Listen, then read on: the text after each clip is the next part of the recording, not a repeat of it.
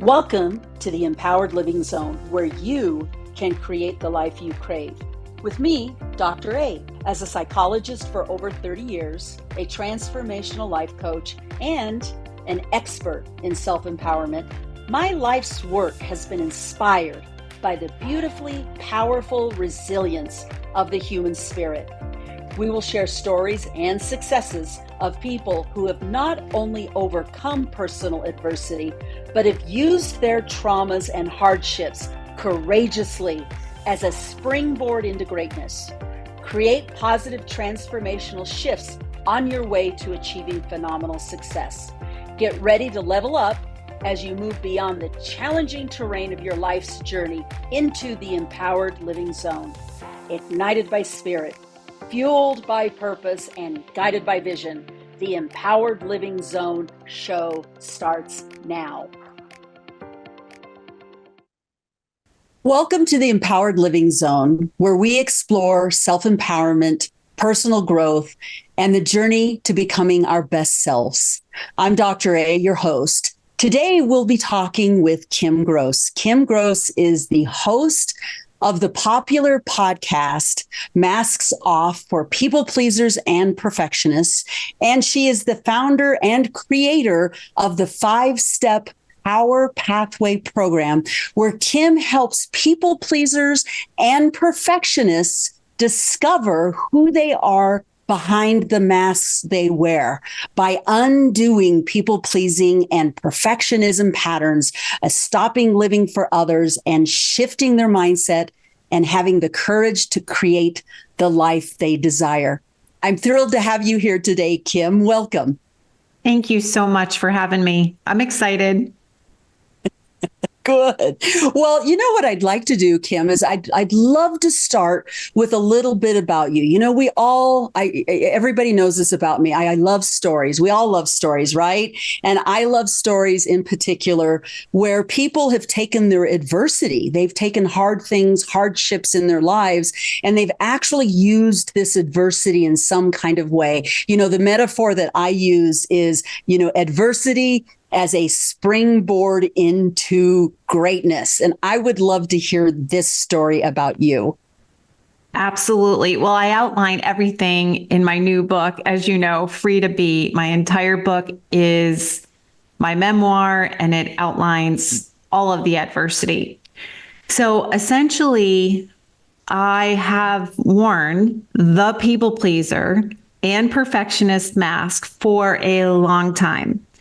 Probably since the age of 10, I'm going to say, maybe even a little bit younger. But before the age of 10, I knew inherently what it felt like to be my true self. I can remember being up at my aunt and uncle's lake house. And I used to go there every single summer from the age of 5 until the age of 17. And when I was school age, the day school got out, Mom, you got to bring me up to Aunt Carmi's. And I just went there the day after school and stayed there until school started. I loved being there because I connected so intimately with nature. And I can remember taking the rowboat out early in the morning when the lake was just so calm that you could look into the water and see your reflection. It was just so still. And I felt the stillness of the moment, the stillness of the lake. And I didn't have words for it then. But what I know now is that I was connecting A, to the present moment, but B, to my true nature. And so, of course, I felt free to be myself every single summer that I was at that lake house. But then when I would come back to school, when I would return home and I went back to school, especially around the age of 10, because there was a pivotal story that happened when I tried out for the lead role of Snow White. I was only 10 years old, young, right? A baby still. And prior to this, I was used to singing and dancing and performing for my mom, and she would clap and she was so excited. Oh my God, amazing, amazing. But the reality was that I really couldn't carry a tune. I could not sing, but I didn't know that, right? And Snow White has to sing a lot. So when I went to try out, my teacher said to me, point blank, you can't have the lead role because you can't sing. You would be better suited if you went and worked on the props in the background, like doing the arts. I know, right? See, I know. And that's exactly how I internalized that situation, along with other situations like that. I internalized it as something is wrong with me, and I'm not worthy enough to shine my light. Prior to that, I could shine my light with my mom or when I was playing on the playground because I was a tomboy and I could do all these amazing things. And I just felt like I was invincible. So when this happened, I was shattered. It was such a pivotal moment for me. And that same year, I had another defining moment. And this is how the people pleasing and the perfectionism started. So my teacher was having a parent-teacher conference with my parents, and I was at that meeting. And he said to my parents, he said, Kim is a pleasure to have in class, AKA she's a good girl. She doesn't disrupt. She doesn't cause problems. She's really quiet. She sits in the background. However, she is not working to her potential. So anytime you tell a 10-year-old that they're not working to their potential, many things can start going on in the mind. One of which was, what am I going to do to please my teacher? Like, oh, okay, maybe I should start to work harder, and then he'll see me and he'll be happy with me.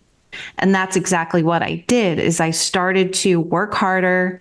I started getting A pluses. I started getting not only just the letter grades or getting 100 on my quizzes, but his comments. I'm so proud of you. Great job. Look how much you've improved. Now, one might think that's just great. That's normal, like big deal.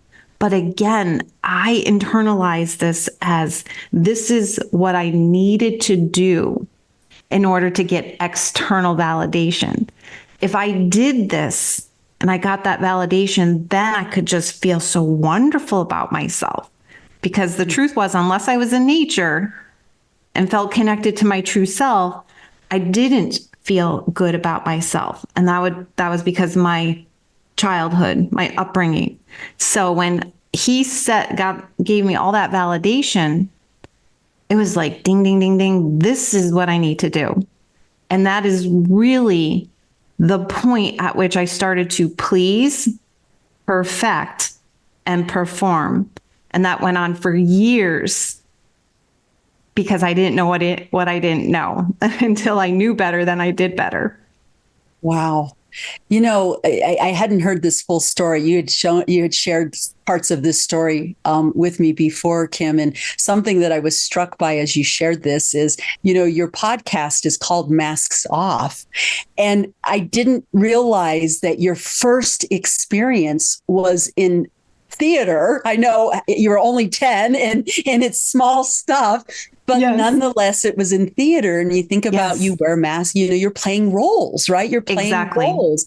And so I love I don't know if that was intentional with the title of your podcast, but it was like, oh, isn't that interesting that it's Masks Off because you're playing a role, right? When you are people pleasing, particularly when you're people pleasing, and you added a third P, perform. When you are people pleasing, there is a performance to it, right? Because you aren't being your true self. You are being the person that you believe that the person in front of you wants you to be, right? And it started young. I think it's really interesting. You experienced something many of us experienced is we know who we are as children. We know, and we know our brilliance, and we know how wonderful we are as beings. And then we have an impactful or series of impactful life events in our early childhood that we believe. And then we believe something differently about ourselves.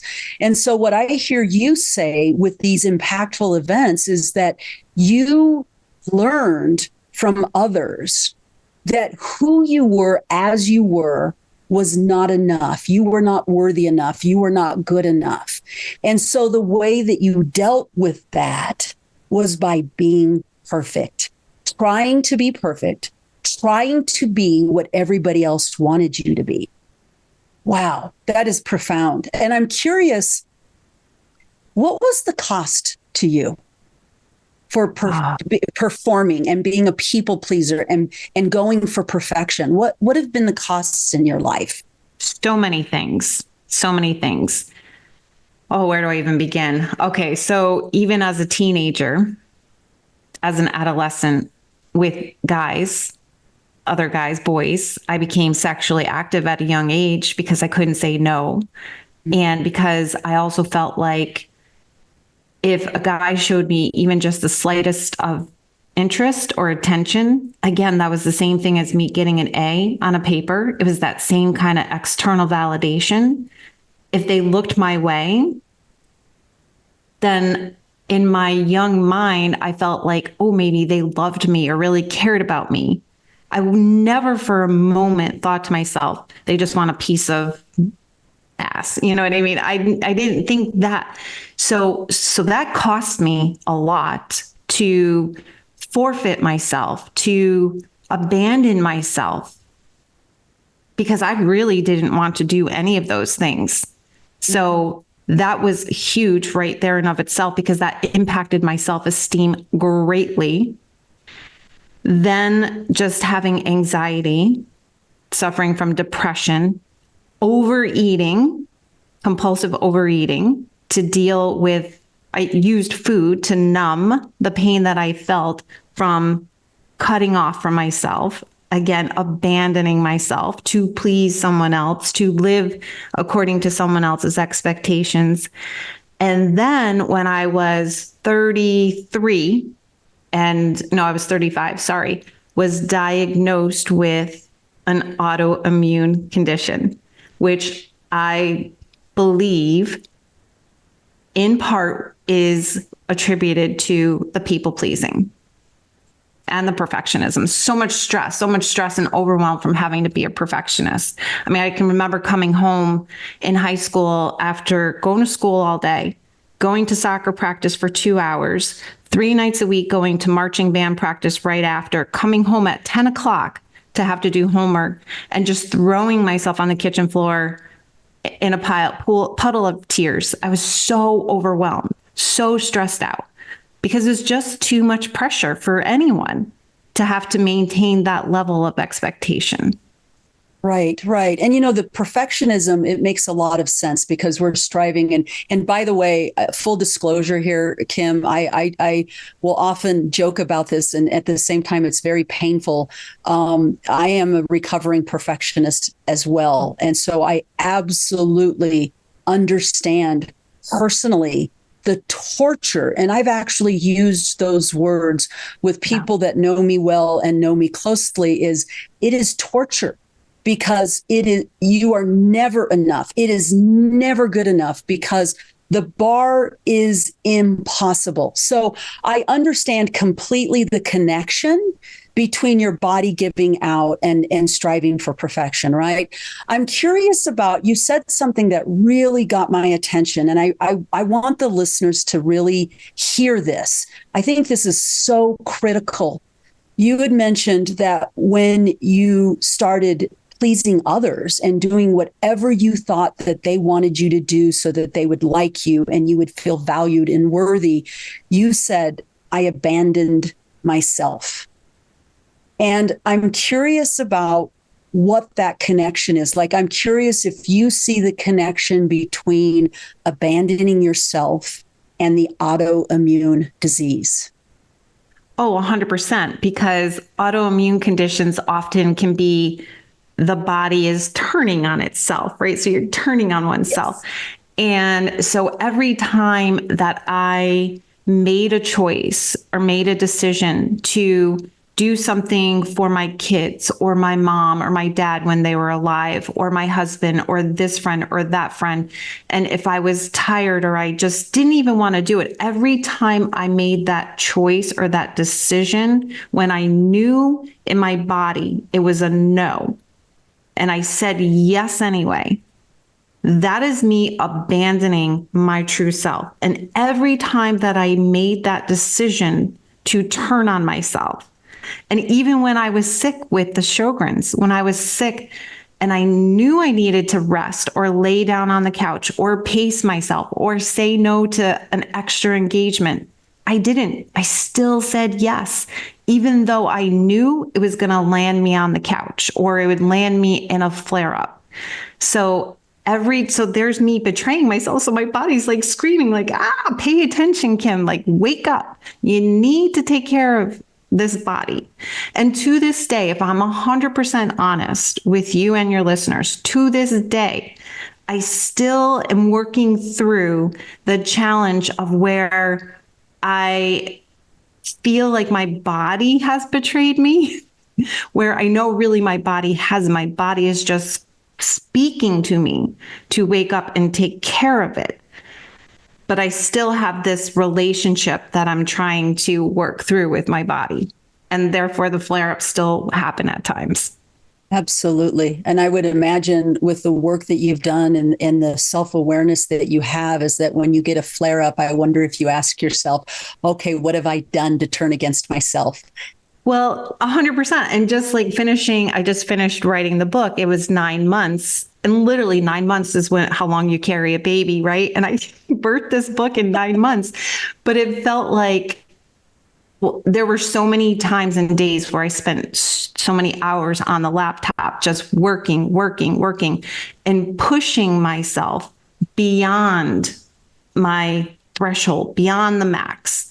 And for this whole last year, I have had more symptoms with this disease than I have had in the whole last 10 years. I had COVID 3 times this year in 1 year, and then just a host of other things. So it's not a surprise to me that my body had so many flare-ups and all this going on, because I just kept pushing and ignoring my body, ignoring the signs to slow down. I was in human doing instead of human being. Now, I will say this, there are certain times and seasons in our lives when we do just push, right? Like a book is a deadline. You have certain things that you have to do at certain times in your life, and that's okay. The problem is for a perfectionist is that we can do this for decades. This kind of human doing, push, do more, pedal to the metal, never enough, do, checking off the list. And I did do that for decades until I started to heal and do the inner work. So that's what I would caution the listeners to. If this is your whole life and you're doing this all the time to yourself, it's time to look at whether you're wearing the perfection mask and what can you do to unmask or unhook from that pattern, because that's what it is. It's a pattern. Right. It is a pattern. And as you were talking about this, there's a couple things that came up for me. Kim, you and I have different stories. We have different stories. Yet I think what's interesting is that you and I coped in similar ways. I wouldn't say that I had the people pleasing. And I think the reason I didn't have the people pleasing is because my early child life was so empty of relationships that I didn't have that reference, but definitely the perfectionism. And, as you were talking about this, one of the things that had come up for me was, you talk about these patterns.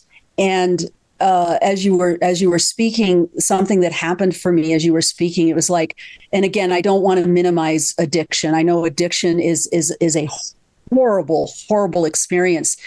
And at the same time, this almost feels like that. Like I can remember, I can still now, today, wake up every morning, and in every moment, I am making the decision: am I going to beat up on myself because I'm not doing this perfectly, or am I going to have grace? And it's a moment for me. It is still a moment to moment daily decision. And so it made me think of those that I know that have addictions, and they're like, every moment I'm making a decision. Am I going to take the drink, or am I not going to take the drink? Am I going to use the drug or not use the drug? And it feels very similar, and it almost feels like it has that same power over you. It like I said, it's torture. It's absolute torture.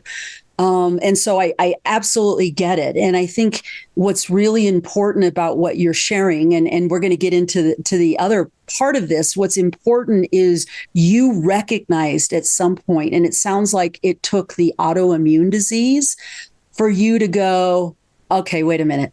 I need to look at myself. This is not working. And by the way, I just want to let you know, I have 2 autoimmune diseases, and probably for exactly the same reason. I agree with you wholeheartedly, is that our body doesn't lie. It tells us. It tells us the truth. And when we have autoimmune diseases, and I want to make this clear because we may get some backlash from listeners saying, wait a minute, are you trying to tell me that it's my fault? It's not about being your fault. It's about, there is such a strong mind-body connection. And sometimes we ignore what our bodies are telling us, and our bodies are taking care of us. And when we ignore it and we betray it over and over and over again, the alarms get bigger, right?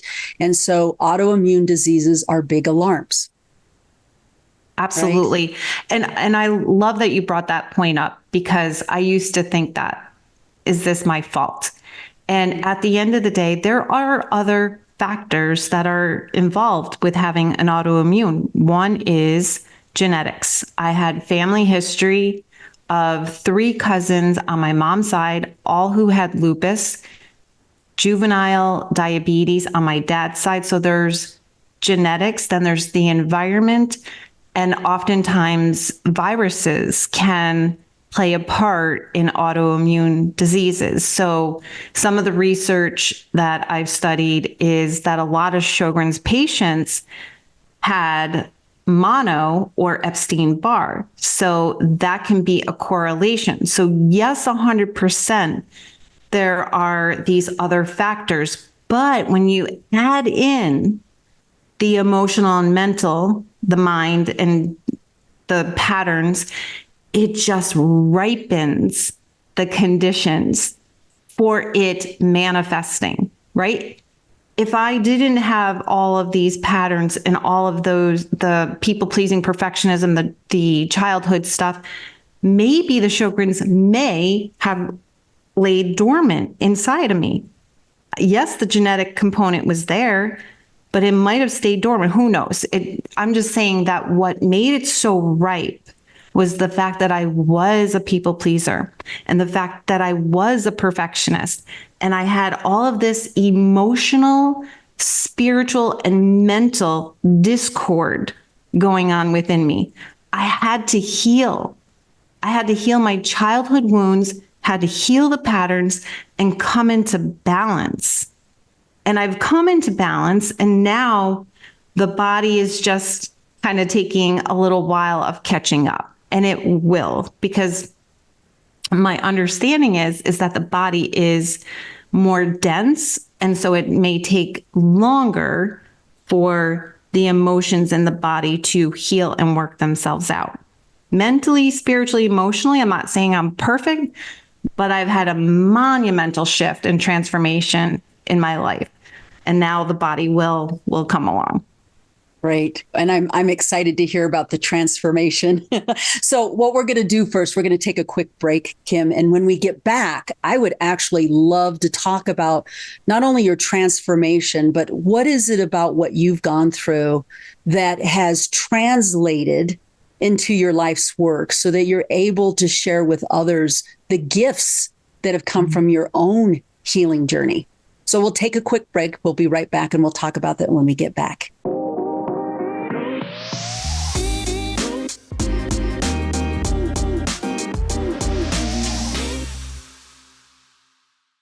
And we're back on the Empowered Living Zone with me, Dr. A, and my guest, Kim Gross. And we're going to dive right into this because I want to make sure we have lots of time. Kim, I'd love for you to share with me and the listeners, how, your own healing journey, how did it transform into what you do today, into your gifts, into the things that you share with the world? First, I want to preface by saying there are some people that have spontaneous awakenings, spiritual awakenings. They'll claim that they do, or maybe they have. I will say that mine was not spontaneous. Mine was years. And it started probably back when I was in my late 20s, when I entered my first 12-step room. And I went into, it was for Al-Anon, and Al-Anon is for any family or friend of an alcoholic. So that was really probably the beginning part of my journey when I knew that I wanted something more. I knew something was really off, and I was a seeker. I wanted to heal.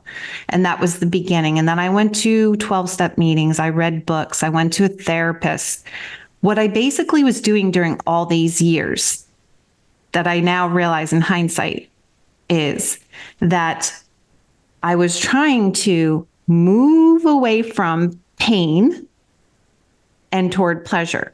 I was trying to get away from the pain that I was experiencing on a daily basis, the pain that I felt from being a perfectionist and from being a people pleaser. And none of it was really sticking. I learned a lot. I really became educated, but it wasn't really getting in there deep. And then when my kids were 10 and 13, my relationship with them wasn't what I wanted it to be. I was carrying on patterns that my mom played out with me. And I'm like, oh no, I cannot be my mom, right? So I went to a conference in New York City. It was on mindfulness in schools. My background is education. So I went to this conference down in New York City. And Dr. Shefali Sabari was the keynote speaker. I had never heard of her before. From the moment she started talking through her whole speech, I just cried. I sobbed because she was speaking to my soul, but she was also speaking to the wounded child within me. And so from that point moving forward, I did read all her books, took so many of her courses and worked with her. She's a guru on conscious parenting, which actually means it has nothing to do about your kids. It has to do with healing the child within. And that's when it really started to shift for me. And that was about 13 years ago. And I just kept on working on myself and healing my inner child.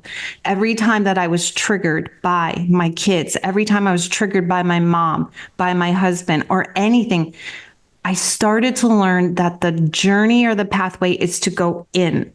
The only way out of this was to go inward. And that's the premise, that's the meat of my 5-step power pathway, is to go in and heal that inner child, embrace the inner child. And so then about 4.5 years ago, during COVID, May of 2020, a friend of mine, she was also someone who followed Dr. Shefali. We had met at one of her events. And we would talk on the phone for a while. And she's like, you know what? We should just record these conversations. And so, of course, that's what everyone did back in 2020 during COVID. Everybody started a podcast. And I honestly don't know at the time where or how or what, other than the universe giving it to me. I just said, why don't we call it Masks Off? And so she and I did it for a couple of years as a hobby, just the two of us. And then I went on my own, and the rest is history. And then I started to call it Masks Off for People Pleasers and Perfectionists. And at the end of the day, what that means is wearing a mask is another word for that, or AKA is living a pattern.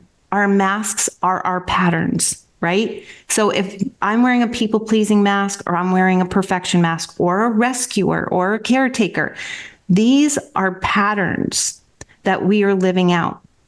And the problem with this is that we just think it's who we are. Someone might say, oh, I've always been a caretaker. That's just who I am. I take care of people. I'm a fixer. I'm a rescuer. No, it's not who you are. It's a pattern. It's a way of coping and dealing with what was once very scary to you, and you had to protect yourself. So you put the mask on, like I did with the perfectionism or the people pleasing, and it's a way of coping. It's a pattern. It's a mask.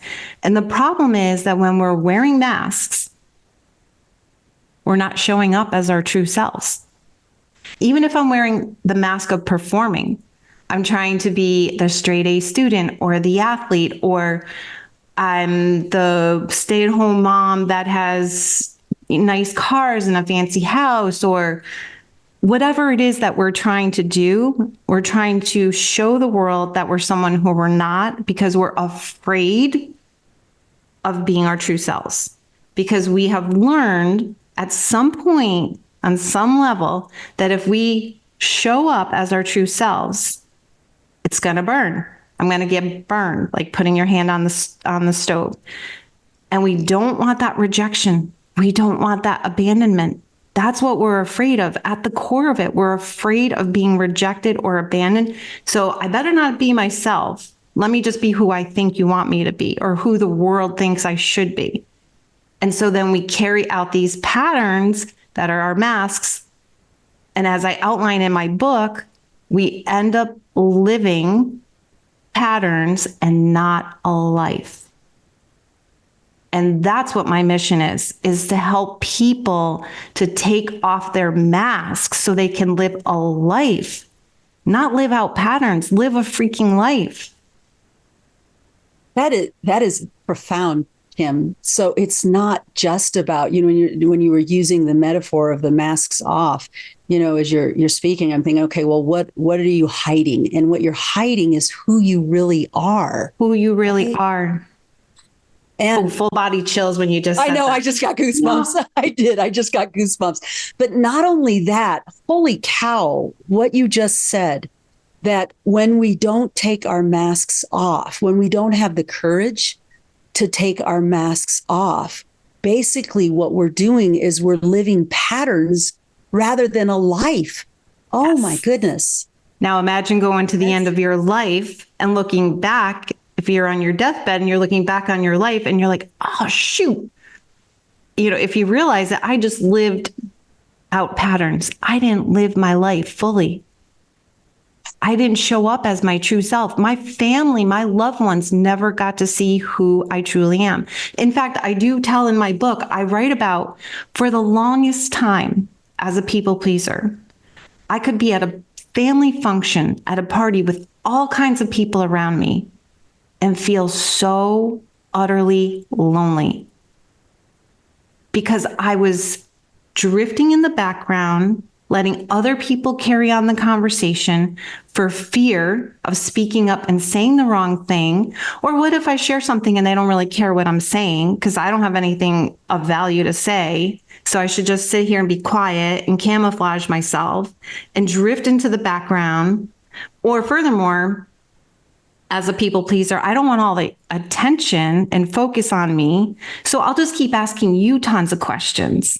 I'll be so interested in you and your life. Like, oh, tell me, Dr. A, where'd you travel to? What'd you do? How was this? How was that? And keep the focus on you to keep the focus off of me. Now, that's not being my true self because I'm not letting you see who I am.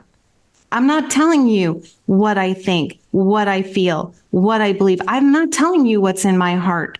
So how are you going to connect with me?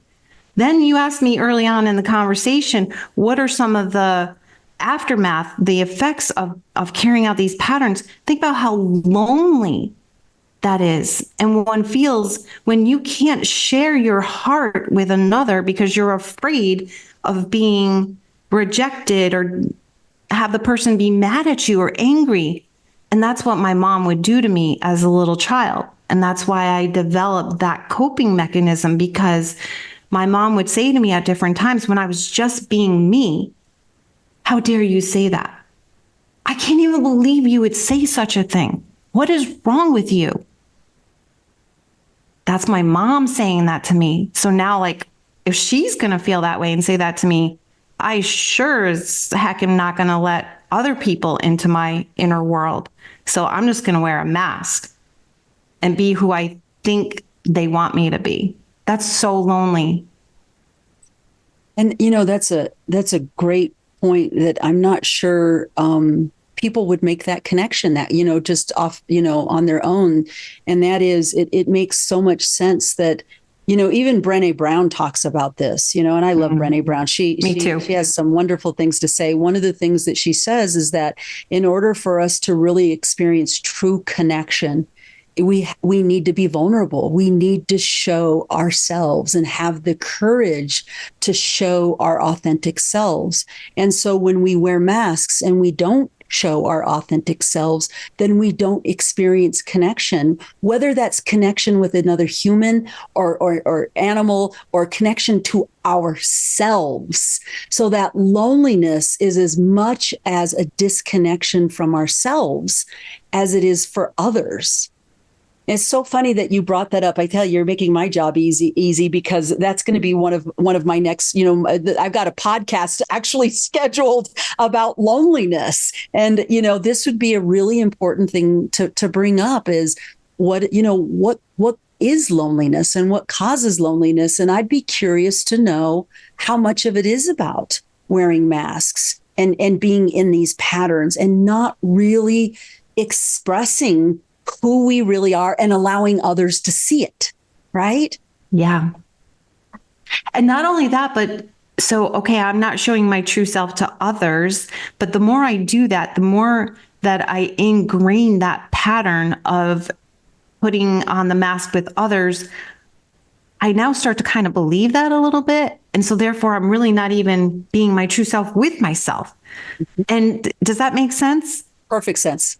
Yeah. So, and then if I'm not being my true self with me and I can't be my own best friend, or I can't be married to myself and I'm cut off, man, no wonder I just wanted to, like, at the end of the day, just crash in front of Netflix with a glass of wine or, a whole sleeve of Oreos or whatever it was, because I couldn't even be with myself. I wasn't even comfortable in my own skin because I didn't feel or believe, and this is the case for many of us who wear masks, that we matter, that we are worthy enough to be our true selves. When we were babies, we didn't even think twice. It didn't matter if we had vomit all over us or mashed potatoes, or our hair was a mess. We were just being, right? We're just being. Mm-hmm. We didn't care. Right. So yeah, there's the loneliness piece. Wow. So then, making these connections for yourself, and oh my goodness, I think that this is such a powerful conversation that we're having. You made these connections for yourself and you've done this healing. And I understand when I say this isn't the end of the road, right? We are constantly healing. As we grow, we're constantly healing. And, this is part of our curriculum. And, being humans is, getting back to, it's funny, we start our lives with knowing who we are, with no excuses and no apologies, right? And the hope is, if we are successful, that's where we end up. That's where we get to, is our authentic selves with no apologies and no excuses. And it sounds like you're on that road. I'm curious, how does this translate to the work that you do with others? Well, first of all, it translated into the title of my book, which is Free to Be, A Pathway to Inner Liberation. And that's what this journey has been, a pathway to inner liberation, because I now have experienced what, on a daily basis, what it feels like to know unequivocally, unapologetically, who I am is good enough. I am worthy. I matter. And I know that for everyone that exists out there, that they matter, that they are worthy, that they are lovable and enough. And you know what? One really profound way that this is transforming and shifting into my life is that I used to be very judgmental, not outwardly because I was a people pleaser, but in my head, I used to judge people and criticize, naturally because I was judging and criticizing myself, right? But now that I've had the healing and now that I'm in a place of self-acceptance, self-love, I have so much compassion for people. There's so much space that I can hold. I can hold a huge container for others to just be themselves. And that is such a gift to the people in your life when you can just allow them to just be who they are, imperfect and all, warts and all. That's such a gift. My relationship with my two kids, 25 and 22 now, is amazing. I'm so grateful for my relationship with them. Is it perfect? No, because as you said, we're always healing and we're always learning.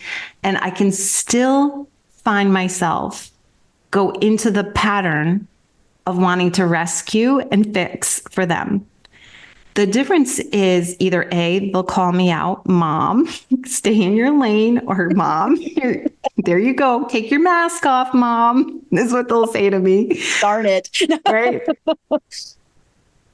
Or I catch it myself. If I feel unease within myself when I'm playing out an old pattern, because I'm so super aware of them now, I have such self-awareness, and this is what I teach through the 5-step power pathway, is to become super aware that when the pattern shows up, because it will show up again.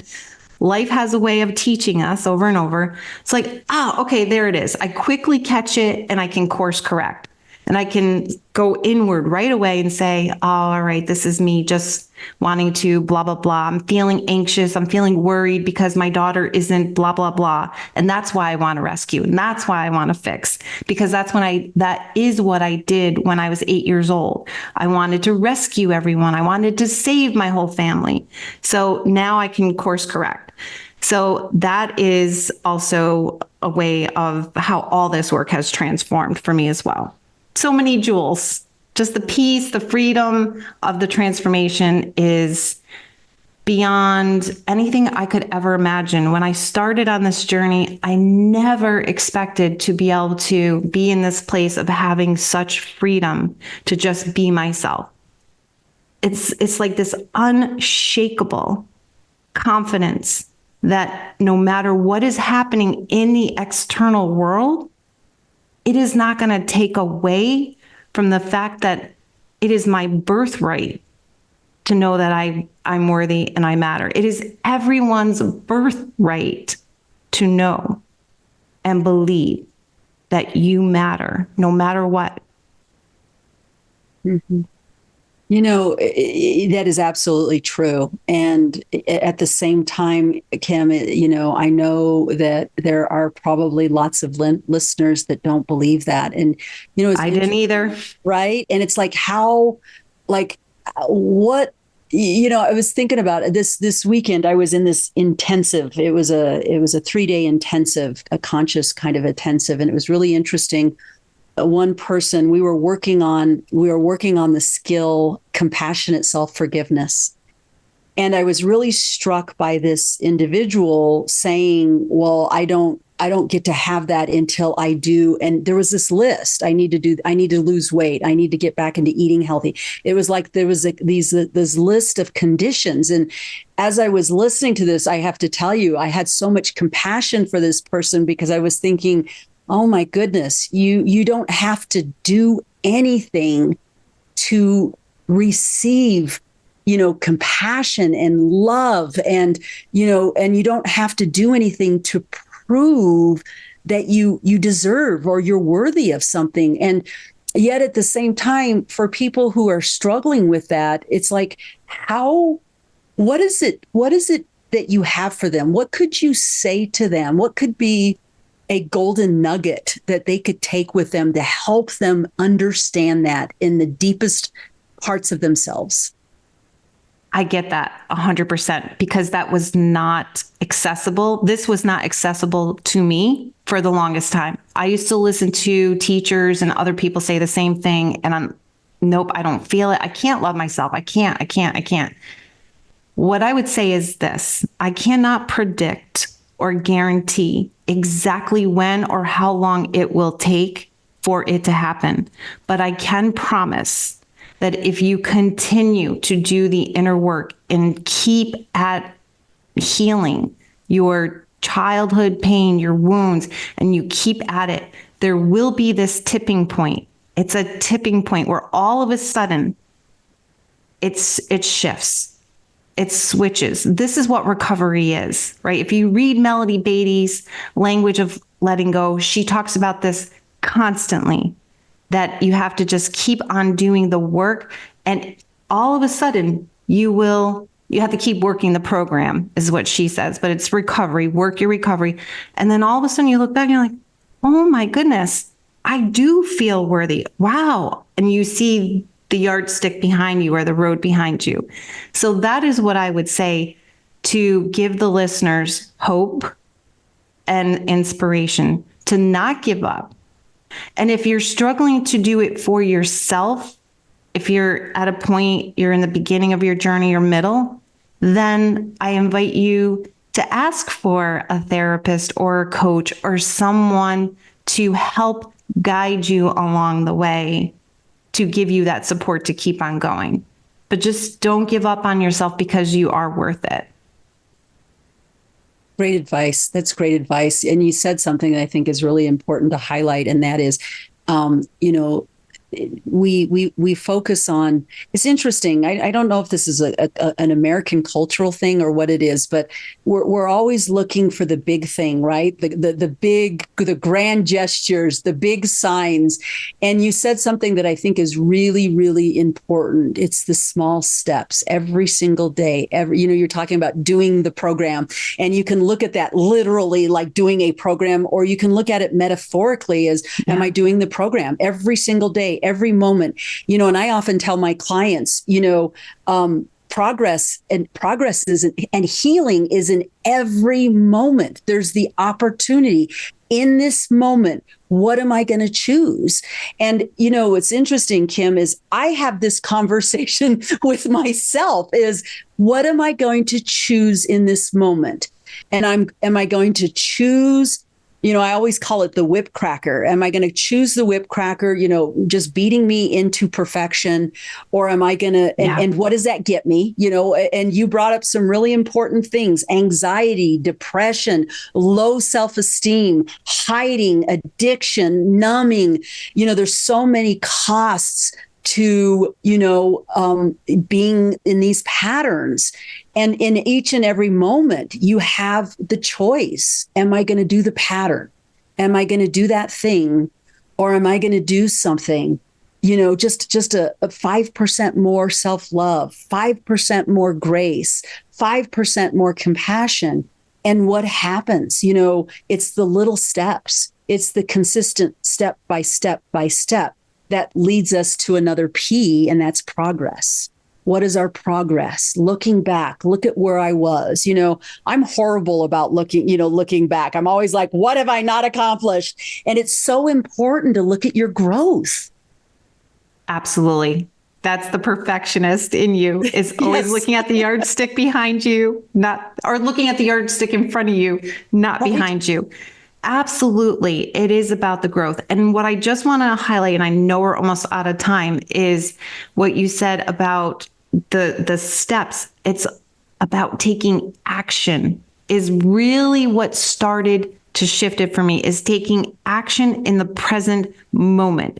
So let's say, for example, it was about boundary setting. I wanted to overcome boundary setting. I couldn't just think about it. I couldn't just feel bad about it in the past. I had to, in the moment, take a baby step. Let me just set a simple, small boundary and then build from there, because it's building a muscle. It's like going to the gym. If you want muscles, you've got to work them out.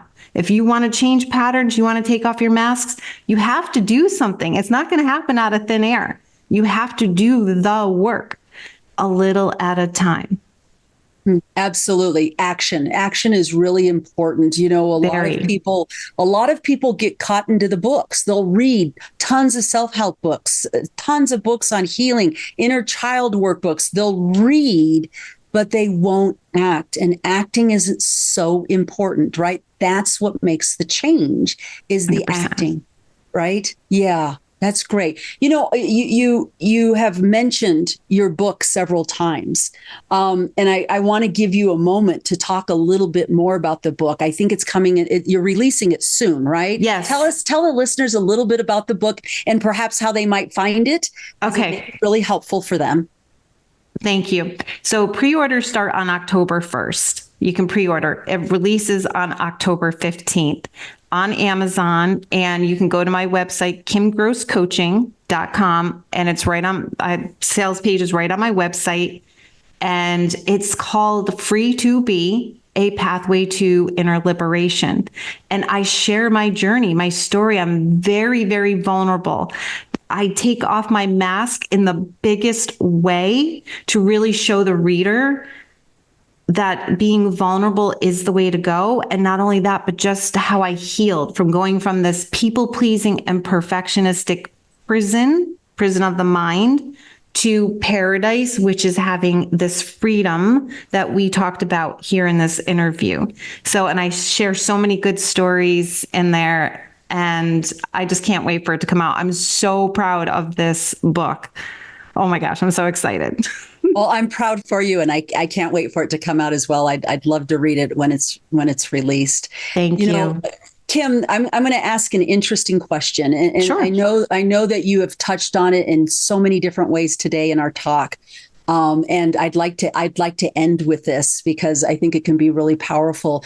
Gandhi had this famous quote, "My life is my message," right? My life is my message. And if you were to leave something with the readers and you were to think about your life and the journey that you've been on in terms of your own path of self-healing, if you were to leave the listeners with a message, what would be the message?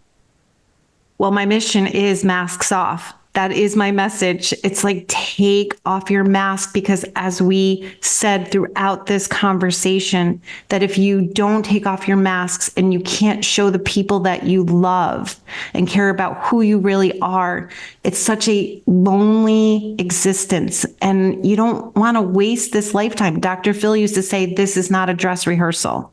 So don't waste this life by not being who you are and sharing that with the world. Right. Well, and I want to say this. I think this is really important, Kim. I acknowledge, and people don't realize how much courage it takes for you to show up and to share your story, and not only share your story, but it's in black and white in print.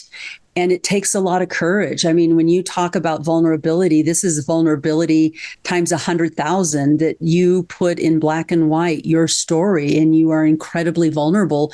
And it takes a lot of courage to do that. And I know that every human being listening to this understands that. I mean, when we've all had those moments where our heart is beating out of our chest when we want to really show up as our true selves, right? And so I just want to honor that. It's a big gesture of courage, and everybody is going to benefit from that. And this has been a wonderful talk. And I want to just say, just one more time, will you let listeners know how to reach you if they're interested in learning more about you? Thank you. The best way really is my website, kimgrosscoaching.com. My podcast is on there. My book is on there. My people pleaser and perfectionist quiz is on there. My 5-step power pathway is on there. Everything's on my website. Awesome. Great. Well, thank you so much. And I want to thank the listeners for joining us today. I hope this conversation has sparked new insights and inspired you to own your own story and make it your life's message. All right, Kim. And if you've enjoyed this episode, please subscribe, leave a review, and share it with others who might benefit from the discussion. If you want to work with me personally, you may contact me through my website as well, which is www.empoweredlivingcoaching.com. Until next time, stay empowered and take care of yourself. And again, thank you so much, Kim, for coming today. Thank you so much for having me. I wish you well. Take care. Thank you. Okay.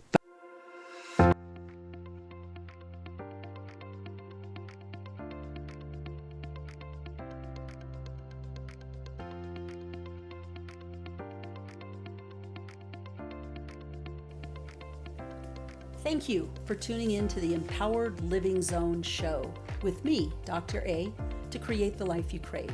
Tune in on the first and third Tuesdays at noon Pacific Time on transformationtalkradio.com and get ready for another show. Say yes to creating positive and empowering change in your life and move beyond life's challenging terrain into the zone of success.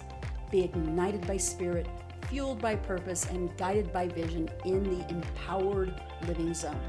For more information on how to do deep transformational work with me and to